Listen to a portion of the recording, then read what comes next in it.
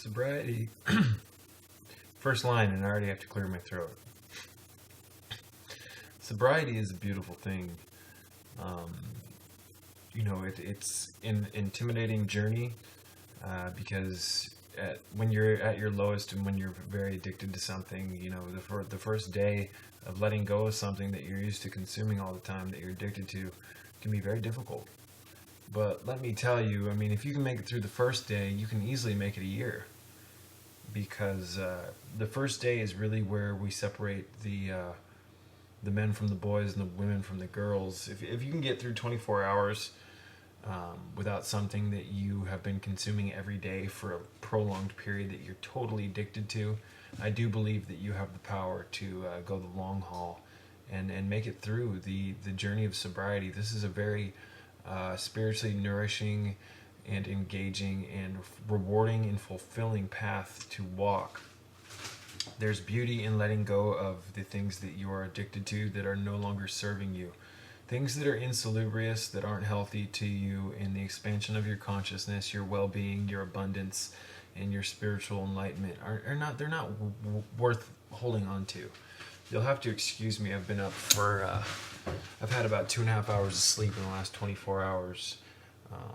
I just wanted to make another brief video about addiction. I know I've been kind of talking about this subject a lot in my videos lately, but it is a very important subject because the more I communicate with people, the more I observe people, the more I look at statistics, the more I realize that this country, the United States of America, and worldwide, countries all across the globe, continents, people are addicted to a multitude of different things. Alcohol, heroin, methamphetamine, marijuana, things like pornography.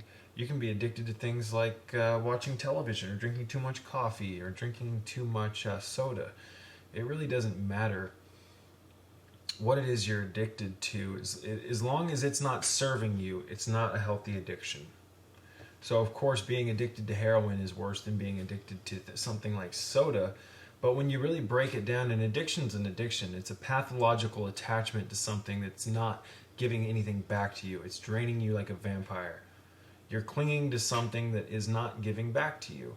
It's like a relationship that is vampiric, and that is a relationship to something that essentially is robbing you of your life force. Because most addictions, ladies and gentlemen, with the exception of being addicted to things that are healthy for you, are killing you. And oftentimes these addictions, they're killing you in removing parts of yourself, draining your body of minerals, etc., that you can't get back unless you get on the wagon early in life and regenerate your body. So my heart goes out to all the addicted people who have lost their life today over their addictions. I can't tell you, so many people inject themselves with drugs and their heart stops beating, or it beats too fast. They're on their way out. They don't get a second chance. And my heart goes out to those people, because after going through delirium, tremens, the DTs, extreme alcohol withdrawals, being in those states of consciousness where you feel like you're dying due to a substance, you feel like you're going to hell. And actually going through the death process, wow. Does my heart go out to these people? But at the same time, these people have choices. You have a choice to either remain addicted or break your shackles that are keeping you in a box, so to speak. And again, if you can get through a day of sobriety, you can get through a week. Once you get through a week, the second week becomes easier. And over time, you develop this sense of nourishment where you kind of fill yourself up emotionally from the inside out based on how long you've stayed sober. That's why I recommend people get calendars. I have multiple, what I like to call sobriety calendars. I used to go to the Dollar Tree, and for $1 you can get yourself a calendar, and you want to mark off the first day you start your sobriety, and every day religiously you want to mark that off. And after a year, man, you go back and you don't get rid of your calendars. These are like trophies. At the end of every month, you reward yourself. If you're just getting started, at the end of every day, you reward yourself with something. Not something unhealthy, though. Reward yourself with going for a nice walk in nature, or having a nice big smoothie, Fruits, have a fruit salad. Just reward yourself. If that means watching a television program for an hour, do it. It's a lot better than getting on the bottle and or whatever it is that you're addicted to. So don't be afraid. This is just a tip. Don't be afraid to lean on something to get through sobriety. So don't be afraid to watch a television program or movies. I watched a lot of movies when I was going through getting sober. And now that it's second nature, it's very easy. I don't need anything to lean on to. But wow, man. I mean, after a year of filling out a sobriety calendar, it feels so good. And not to mention, just even a day, man. I can't tell you how proud I was after suffering through my alcohol addictions to just mark off an X on day 1 on my calendar. And then to do day 2, then day 3. Before you know it, it's almost a month or a week. And then 7 days comes along and you mark that off.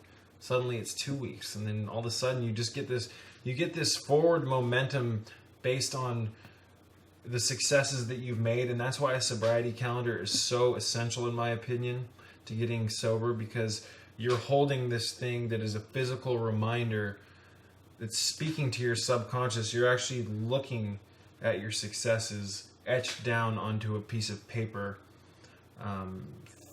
It's a very essential thing. Many people they want to get sober after they don't remember when they got sober. That's very dangerous, ladies and gentlemen. I hate to tell you, but it is. You want to know exactly the day that you started, so that you can look back chronologically. I think that's the right terminology, and go, okay, this is when I started.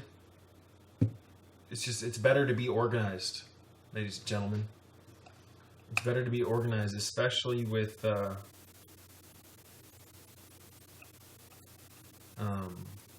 excuse me, when I had a notification here on the internet I was looking at. It's just, again, I'm super tired. I need to wrap this one up. I hope this video can help inspire you to make it through the first day of sobriety. Or if you've already gone through the first day, make it through your first week. If you've already gone through your first week, make it through your first month. If you've already made it through a month, make it through your first 2 months, so on and so forth. And I do absolutely, if you guys are serious, as homework, recommend that you go to the dollar store or get yourself a nice calendar. You don't have to spend $1 and get kind of a cheap calendar. You can go to a bookstore and buy a nice $12, $15 calendar with sacred geometry, whatever speaks to you. But I mean, right now, due to the fact that we are already in September, at the dollar store, I can get a calendar for a penny. That's how cheap they sell them for when it's this far into the year. So, you know, aside from staying organized with sobriety with a calendar, you can also use a calendar to, mark off or start an exercise program and daily just mark it off. It's very beneficial to be able to go back and look at what you've done, and that's a great way to know when to reward yourself as well. So every month now, I reward myself as a way to kind of spoil myself for remaining sober, because like I've said in previous videos, I was the worst kind of alcoholic. I was a raging alcoholic. I would drink anywhere from a fifth to a half a gallon of vodka every night, and it wasn't quality vodka. I drank out of plastic bottles. I'd also drink whiskey, brandy, and I was particularly fond of the psychedelic, mild psychedelic version of alcohol known as absinthe. I was very fond of that. Whenever I had lots of money to spend, I would buy expensive bottles of absinthe, anywhere from $40 all the way up to $100 or more on these expensive bottles of wormwood-laced alcohol. So, looking back, people ask me if I miss alcohol. I really don't. It's beautiful to not be tethered to something that is killing you. And once you stay away from alcohol long enough, if you are an alcoholic, At least it's been my own personal experience. Just thinking about the taste of it makes you want to puke, and that's beautiful because once you get to that stage, you don't even want to touch it because it's stimulating your gag reflexes. I'm not making that up or exaggerating it.